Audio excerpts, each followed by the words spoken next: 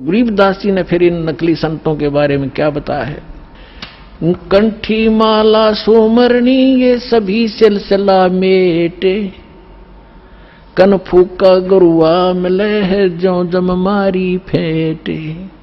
कंठी माला सुमरनी भाई पैरे से क्या हो, ऊपर ढूंढा साध का और अंदर रख्या खो। कहते हैं ये ऊपर कंठी पैर ली, माला बना ली, एक मणिये की माला कंठी पहनते हैं कबीरपंथी नकली।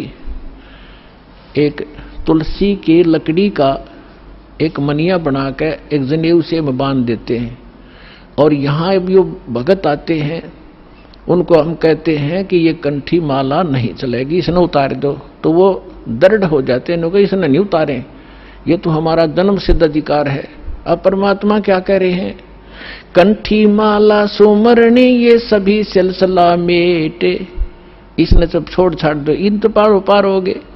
अंदर भक्ति सही करो, सत भक्ति करो, सत साधना से मोक्ष होगा। इन कंठी और माला ऊपर के दिखावे से, चाहे कपड़े लाल पहन लो और चाहे पैंट कमीज पहन लो, भगत वाले लक्षण और भक्ति सही होगी तो आपका मोक्ष होगा। एक विशेष आडंबर से भगवान नहीं मिलेगा।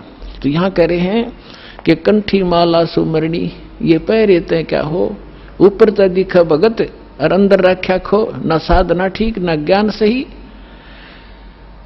कंठी माला सुमरणी भाई पैरे से क्या हो, ऊपर ढूंढा साध का अंतर रख्या खो। कन फूका गुरुआ में लह जाने भाव न भेद, जम के हलकारे फिर ये हाथों में लिए बेद। ओए होए होए, अपनात्माओं एक एक वाणी ऐसी अनमोल है महापुरुषों की। कहते हैं कि ये कन फूका गुरुआ मिले, कान में फूक मारनिया, और जाने भाव न भेद। और कहते हैं ये काल के हलकारे घूम रहे नकली संत जो वेदों के ज्ञाता माने जाते थे, न कख भी नहीं पता वेदों का। वेद पढ़ने पर भेद न जाने ये बातें पुराण 18, और जड़ को अंधा पत्ते खुआवे भूल गया सर्जनहारा। अगर इन्होंने वेद पढ़ा होता ये पत्थर पूछते, वेद का ज्ञान होता। तो कहते हैं ये वेदों, ये काल के दूत फिर रहे हैं, वेद को हाथ में लिए लिए। आपने एक नकली महर्षि दानंद की सारा इतिहास आपके रूबरू कर दिया दास ने, और यो कितना शिखर में चढ़ा रखा था, सिरपद रखा था एक आदमी ने।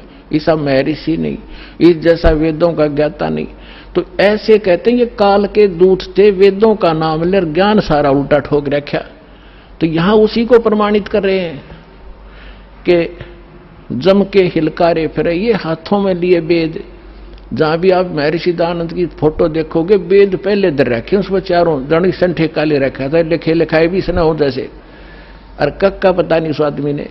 तो पुण्यात्माओं आज तक ये में बिजली गिर रही थी।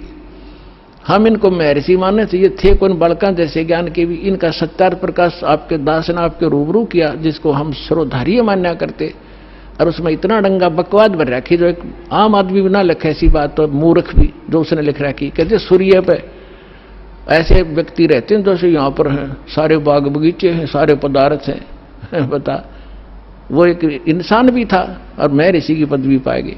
कहते हैं झूठे गुरु बहुत हैं ये अनगन कोट अनंत, सार नाम का भेद बतावे सो सतवादी संत। झूठा गुरु काल है ये फांसी दे अड़ाए, मारत है मैदान में वो छलबल बहुत बनाए। झूठा गुरु काल है ये गुरु का दया स्वरूप, या मैं मीन न मेखे है जैसा संवल रूख है। एक एक वाणी का निष्कर्ष देखो पुण्यात्मा। महापुरुष ये थे, वो महापुरुष भगवान से प्राप्त ज्ञान, यानी ये तत्व ज्ञान है।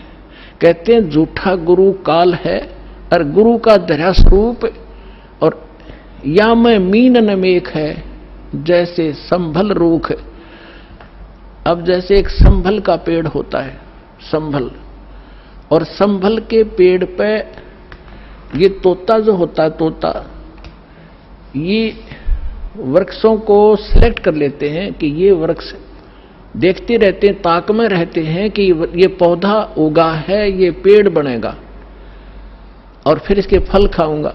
तो उस जो ये संभल का पेड़ जब उगता है बहुत सुंदर पत्ते होते हैं, बड़ा हरा भरा होता है और बड़ा हो जाता तो इतने बढ़िया फल लगते हैं इसके डोडे, और ऐसा लगता है जैसे बहुत ही स्वादिष्ट पदार्थ होगा, लेकिन उसमें होती है रुई।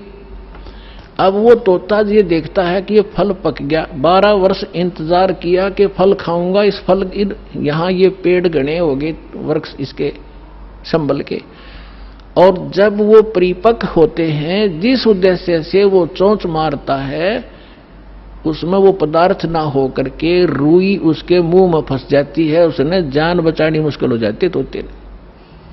तो यहां परमात्मा कहते तुम जिनको गुरु मान रहे हो, उन पर आश्रित हुए बैठे हो, लास्ट में आपने ऐसे पश्चाताप करना पड़ेगा जैसे उस तोते ने उस संभल के वृक्ष को एक अच्छा फलदार स्वादिष्ट फलदार वृक्ष मान के उस पर आश्रित था, फिर सिर पटक कर रो रहा था। झूठा गुरु काल है ये गुरु का धरा स्वरूप, या मैं मीनन मेख है जैसे संबल रूख। फिर क्या बताते हैं, कान चिराए क्या हुआ ये कर कंकन मन पाल, मुद्रा पैरे क्या हुआ सिर फोड़ेगा काल।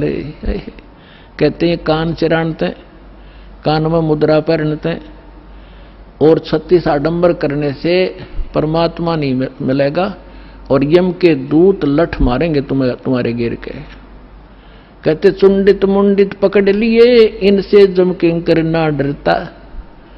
ये चुंडित कति जटा बड़ा बड़ा को बड़ी बड़ी राखों ऋषि दिखाई दे, और कति गोटम गोट करा रखा साधुपना दिखाने के लिए। कहते इन यम के दूत ना डरते इन बकवादों से, वो तो सत मंत्र जो सच्चा नाम जिसके पास होगा उससे भयभीत होते हैं।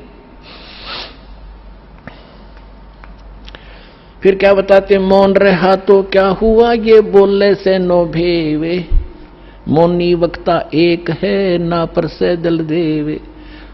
अब जैसे एक नकली था, आडंबर करे बिना इनका काम चला नहीं, दुनिया आकर्षित नहीं हो। एक ने कहा कि मौन धारण कर रखा उसने, एक कबीर पंथी घीसा पंथी संत था, और दास को पहले नाम देने का आदेश नहीं था जब तक 1988 से 1994 तक। तो दास इनको संत मान के इनसे परमात्मा ने इनकी तलाशी दिवानी थी मेरे तक, उससे मिलता था, चर्चा होती थी। एक दिन मैं गया तो क्या पता चला कि महाराज जी तो मौन व्रत रखा है 41 दिन का। मैं चलो भाई ठीक है, मैं बैठ गया तो वो निकला गुफा से बाहर। तो उसने क्या किया, एक स्लेट ले रखी जो बच्चों की होती थी पहले, स्लेट पत्थर की, और एक चौक ले रखा, उस पर लिखा कि भगत जी को चाय पिलाओ। स्लेट पे लिख दिया, तो वो चाय ले आए। फिर लिखा कब आए, वो बोला जी अभी आया हूं। अच्छा, अब उस स्लेट पे लिखे और फिर उनको पानी पिलाओ। अब यहां वो परमात्मा कहते हैं कि मौन रहा तो क्या हुआ जो बोले से नो भेव, इशारों से बात कर रहा, मन तो डिस्टर्ब हो लिया। बताओ उस मौन रहने से क्या लाभ हुआ तुझे। और मौनी वक्ता एक है ना पर सैदल देव, परमात्मा के पाने के लिए ये आडंबर केवल बकवाद मात्र है आपकी, इनसे ये भगवान नहीं मिले। और ये भोली आत्मा इन्हीं से प्रसन्न होते हैं, बाबा जी भाई 41 दिन में। और फिर 41वें दिन उसने वो व्रत खोलना था, समागम हो गया, हजारों आदमी इकट्ठे हो गए, लाखों रुपये उसने मिल गए, हो गया उसका काम पूरा। वो भी पार और चेले भी पार। दोनों गधे बनेंगे इकट्ठे। कहते सन्यासी 10 नाम है ये शिव का धर है ध्यान, शिव के ऊपर और है ताको कर प्रणाम।